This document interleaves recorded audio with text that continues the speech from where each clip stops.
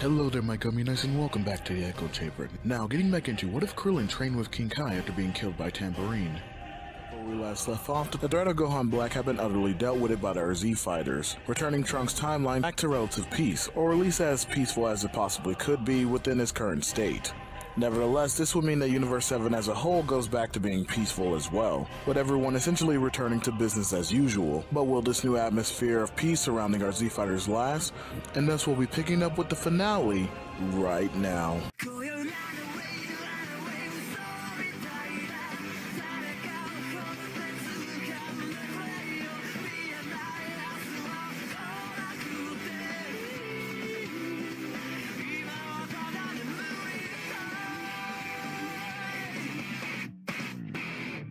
So as stated in the recap, the Earth had once again returned to peace thanks to the efforts of our hero in defeating Gohan Black, granting everyone much needed freedom to continue on with their lives as normal, which in this case meant back to business as usual, with certain events in our characters' lives being relatively the same and mundane as they continue to carry forward during these peaceful times, although there would be some developments with the characters that would end up changing their usual routine. For instance, both Gohan and Vegeta took a little bit of a backseat from training and pushing themselves even further to become even stronger. It's not that they didn't develop or get stronger after the events of Gohan Black, it's just they weren't training as hard as say somebody like Goku, Krillin, or Piccolo, although the reasons do vary between them. Gohan, during this unprecedented time of peace as an example, decided to relegate himself more so to focusing on his studies, pursuing various fields of higher education and becoming a world-renowned scholar, the peace actually allowing him to have more time to focus on one rather than the other. And with the fact that he was now providing for a family, he decided to focus more on his career rather than his fighting. Vegeta, on the other hand, was actually expanding his family as Bulma had become pregnant sometime after the Gohan Black events. And so even when both Krillin and Goku went to Vegeta sometime after said events to come back to Beerus' planet in order to train under Whis with them, he ended up declining, basically uttering the idea that he did not want to be an absentee father and want to stay home as to better nurture his children and foster the continued growth of his family as a whole. Given both the nature of Krillin and Goku's situations in regards to their own family, they completely understand this, as they too had to find a balance between that whole family life and their training life in order to maintain some semblance of peace between the two, so that way they can pursue their dreams and goals, and when it comes to gaining more strength and increasing their fighting ability, also ensuring their family's protection and provision. But don't worry, it's not as if Krillin and Goku had a lack of training partners. Not only did they have each other, but they also had a myriad of fighters who were still on Earth and very capable, and who more so consistently maintained themselves towards training.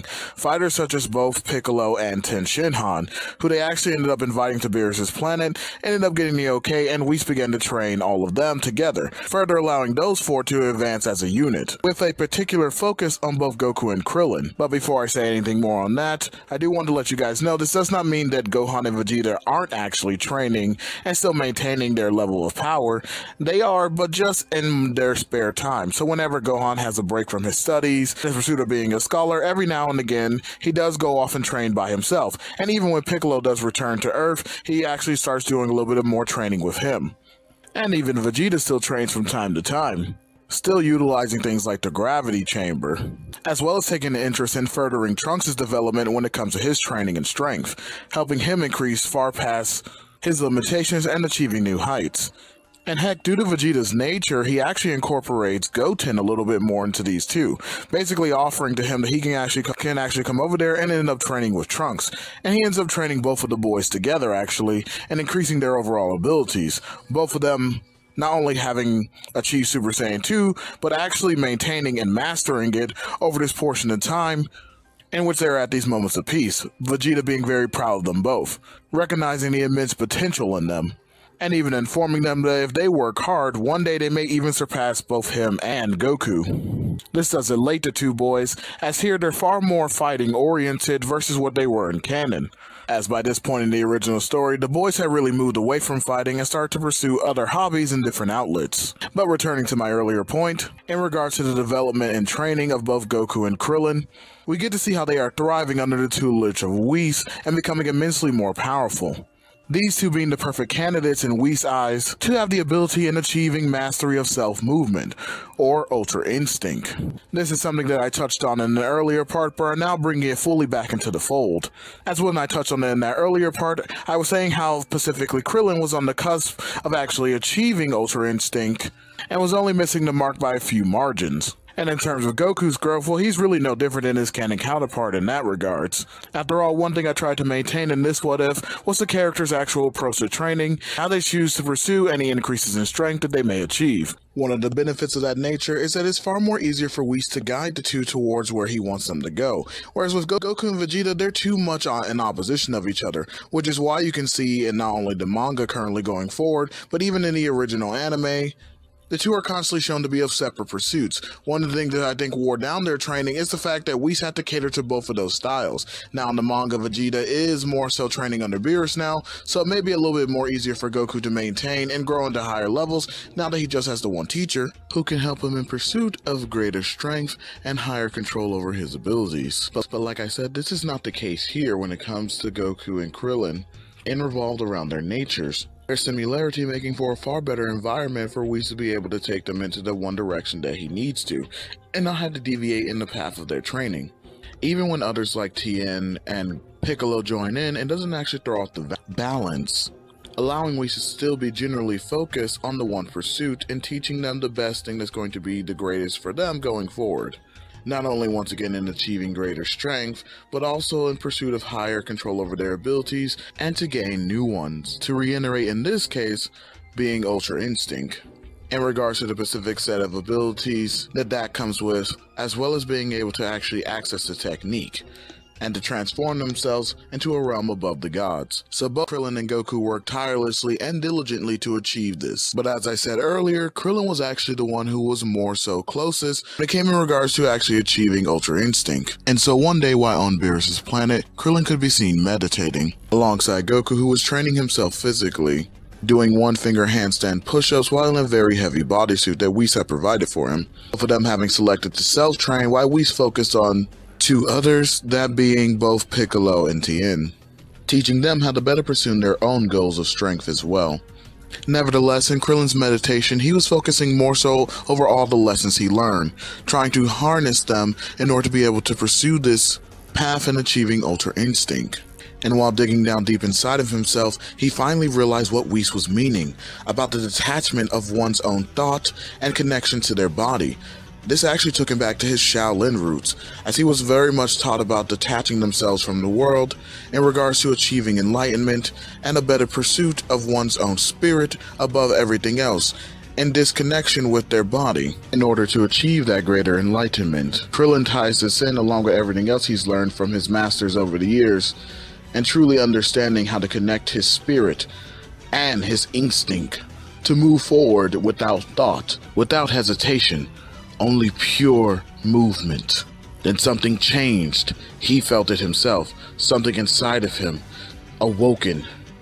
Standing up abruptly, he immediately grabs Goku's attention, shouting toward him that he needed his help with something. Confirmation of a theory he's been working on, telling Goku that he may have finally awakened what Whis was telling them about. This does indeed interest Goku, who immediately takes off the weighted suit and comes over to aid Krillin. Krillin was firm yet gentle in his speech, telling Goku in the most sincere yet pleading way that he wanted him to hit him with everything that he had. Not half his power, not a quarter of his power, but everything that he had. Wanted him to go all out and attack Krillin with full force, holding nothing back. This took Goku aback, as he was completely shocked and dumbfounded by the idea or assertion that Krillin would want to sit there and have Goku go at him that way. Goku was like, whatever your theory is, it isn't worth it. I could hurt you. No, I could even kill you. But Krillin said that it was worth the risk, that he wanted this, that he needed this. He was so close to understanding exactly what Whis was telling them, that if he didn't do this, he might never be able to get it. Now pleading with Goku, he took a more submissive stance, even bowing to him and begging his friend to do as he asked. And to Goku's eventual reluctance, he complied, going all out into his highest form, even stacking Kaioken times 20 on top of it. This immediately grabbed the attention of everyone. Even Beerus came running over to see what was going on, and why was Goku going all out like this? Why was he powering up and being completely serious? But then they saw what was happening, and they saw the stance between both him and Krillin, and they couldn't believe it. Tien shouting like, "Goku, you need to stop right now. Are you intending to kill Krillin?" But it was as if Tien's words had fallen on deaf ears, and both Krillin and Goku were locked to each other. Goku once more asking in earnest towards his oldest friend if he was serious and really wanted him to do this. And Krillin, with all the confidence and determination he could muster, simply said yes. An all-out attack. One attack only. Charge everything that you have and to fire it upon him. And Goku did just that, taking the infamous stance of the Kamehameha wave as he began to say the words.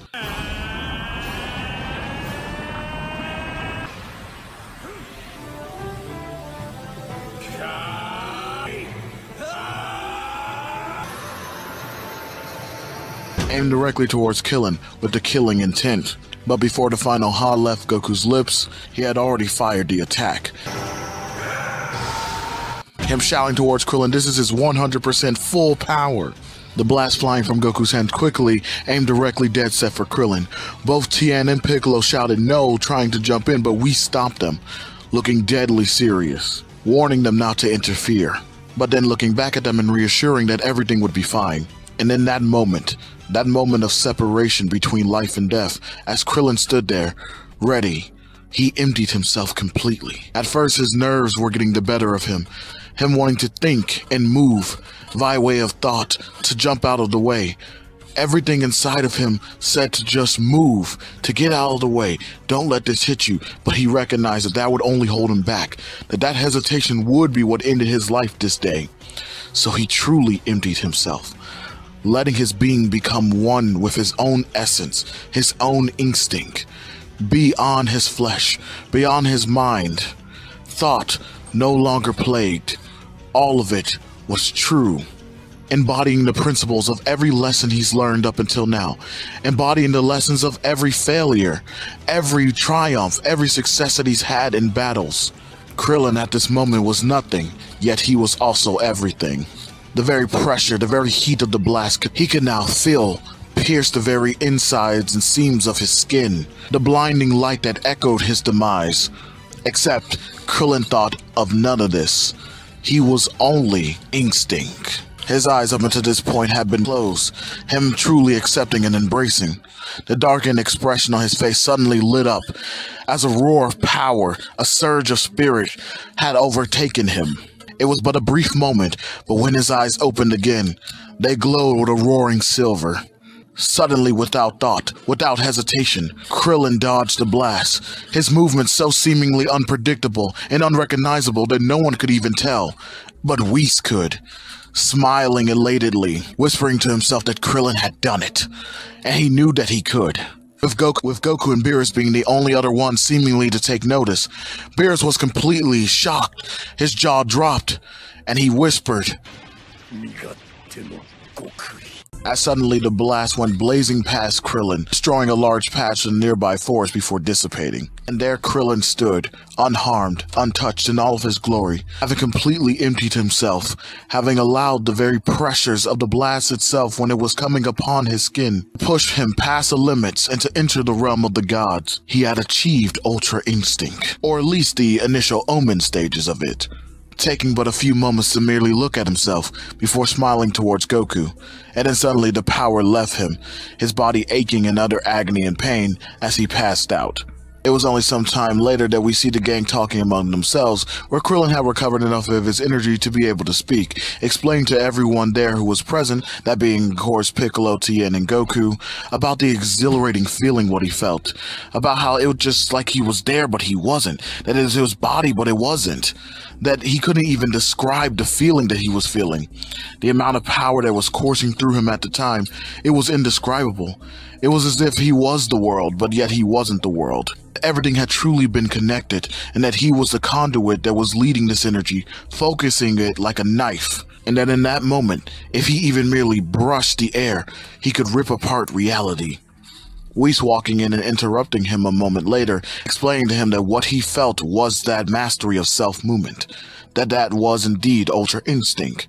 Albeit an initial stage of it, he hadn't truly mastered it completely, but that he was there, he had indeed unlocked it, and now what he needed to work towards was mastering that. Controlling that feeling to an absolute T, without giving in to his baseline emotions that would create doubt and hesitation. And Goku poses a question to Whis about how he got so good at it.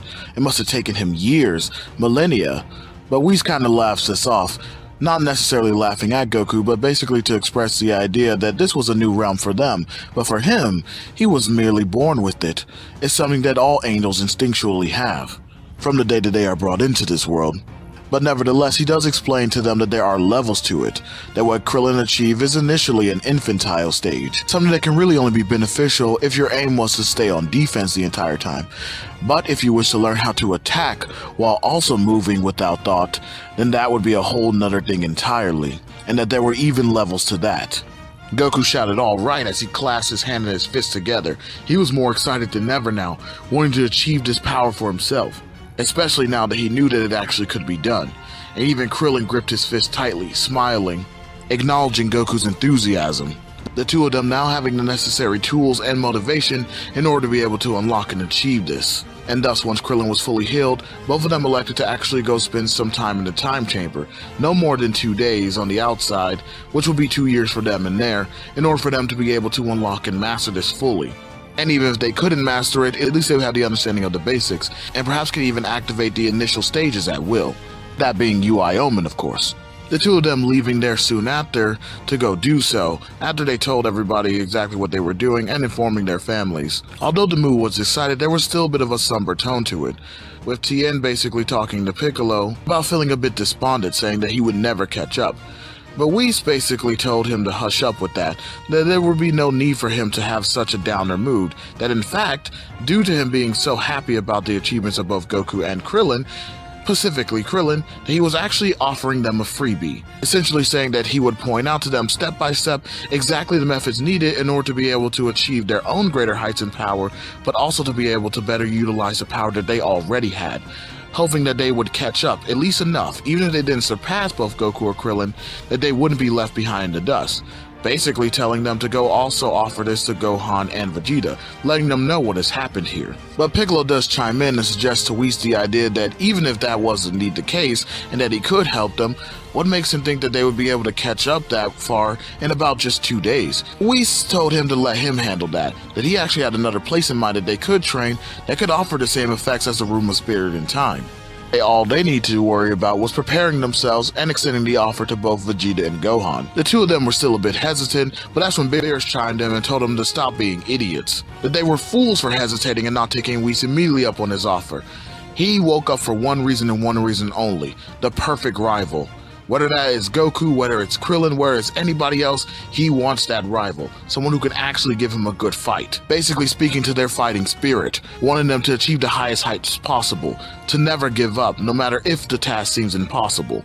Basically putting it to them like this as an ultimatum even, which does indeed have well intentions behind it, but he essentially tells them that if they don't accept this offer, then they can forget about ever coming back to his planet or asking Whis for help in regards to training them. Him turning his back to them as if to put his foot down. Although both Piccolo and Tien could actually see right through this and understood what Beerus was doing, the two men smiling and shaking off their nerves, and did just as Whis asked, going to go inform both Vegeta and Gohan about the deal that they were just offered. And they do explain it down to every last detail as to exactly what happened, and whereas Gohan immediately jumps on board, as because he just kind of want to get away from his books and studies for a while, and he figured that it could be a great chance. After all, he was already on the cusp of achieving something on his own, and even Piccolo is noting this, as he was surprised that Gohan actually continued pursuing that, figuring that he would rather continue on to his studies. But Gohan reminds Piccolo that he's a fighter through and through. If there's a chance that he can achieve a power so great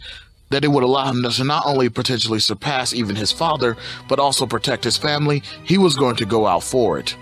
Vegeta, on the other hand, surprisingly declined, but again, it was mostly for the reason in regards to the fact that Bulma was about to give birth, and due to Vegeta's philosophy in regards to his family, he elected to simply stay and miss out on this one. Although everyone could see it on his face, despite the fact that he was trying his best to hide it, that he was essentially fuming. But Whis, having overheard their conversation after coming back down to inform them that he had already prepared the room so that way they can get a move on, he essentially told Vegeta that would be no issue. He could actually help speed along the process in regards to Bulma giving birth, which did indeed shock the group, but once they saw Whis was indeed able to pull it off, they weren't really surprised at all, just figuring that this was another one of Whis' abilities that he was just hiding from them. Nevertheless, he also informed Vegeta that they would only be gone 2 days, essentially telling him that it was a room that very similar to the Room of Spirit and Time. And with that, the training for everyone involved officially began. And I'm not going to sugarcoat it for you guys, but they make tremendous strides in regards to their training, when everyone not only achieving greater heights in power, but also in their overall abilities. But I will give you guys a brief overview or a quick rundown as to what everyone managed to achieve in regards to their abilities and increasing their overall power. So starting with Tien, as one of the perks of Whis' condition in regards to helping him train, was Tien now having a total mastery over Kaioken, a mastery even greater than Krillin or Goku had ever achieved before, with virtually all drawbacks mitigated. That mitigation further being helped by the fact that Whis actually ended up giving Tien a somewhat better body. Now, what do I mean by this? I mean, he slightly increased the overall durability of his body, so that way he could be able to maintain the strain, once again minimizing the overall effects. And I know that some of you may say, well, that's out of the realm of possibilities, but considering that Whis literally grew a whole nother being inside of a person's womb to help them finish developing, as well as brought somebody back to life, I don't really see why that would be out of the realm of possibilities for him to just give Tien a bit of an upgrade when it comes to his overall body in terms of durability, so that way he may be able to withstand the strain of the Kaioken, especially given the fact that he was the one indeed who offered them to help get them to a place where they need to be in regards to their training and increasing their overall power and abilities. I think that he himself would go out of his way to better help them in any way possible. Which transitions us over to Piccolo, and as to no surprise, he managed to not only completely control his mystic state or mystic form, but he also now has complete control over his orange Piccolo form, and has been able to increase his power dramatically. And one of the greatest ways he was able to do that was actually learn to control the giantification. So not only does it have no effects, but it actually does increase his power. As one of the things you guys may note is that the giantification oftentimes made Piccolo's size increase, but it didn't really increase the overall power output that he can do. But now he actually can. Not only will his size be increasing, but he can also move relativistically well at that size and maintain his speed as though he was still at a smaller size, and increase his overall power as well as his durability being immensely greater. Vegeta not only managed to break through his limits and achieve a new form of blue, that being Blue Evolution, but even began mastering some other techniques in regards to his spirit control. Gohan had completely mastered Super Saiyan Blue and had even achieved another variant of it that was even different from Vegeta's Blue Evolution, this being the perfected form of Blue. He also learned to completely stack many forms of Kaioken on top of it, going all the way up to a Kaioken times 20. But his real goal was to achieve what him and Piccolo had discovered while they were training in isolation, which is something that they had spoken about earlier right before the training began. And so Gohan's main focus was working towards this goal, which he managed to successfully achieve, that being the Gohan Beast transformation, a transformation that Gohan could truly call his own, and one that completely maximized all outputs of his true potential. With this, he too transcended into the realm of the gods, but did it through his own way with his own power. This leaves the last two remaining on our list, being Goku and Krillin, who by the next time that we see them have indeed made tremendous strides in regards to achieving Ultra Instinct, both of them successfully having achieved the initial stage. But not only that, they were actually several notches higher, Krillin having achieved the third stage of Omen, while Goku has achieved the second, with both of them being able to tap into the initial stage at will and completely control it.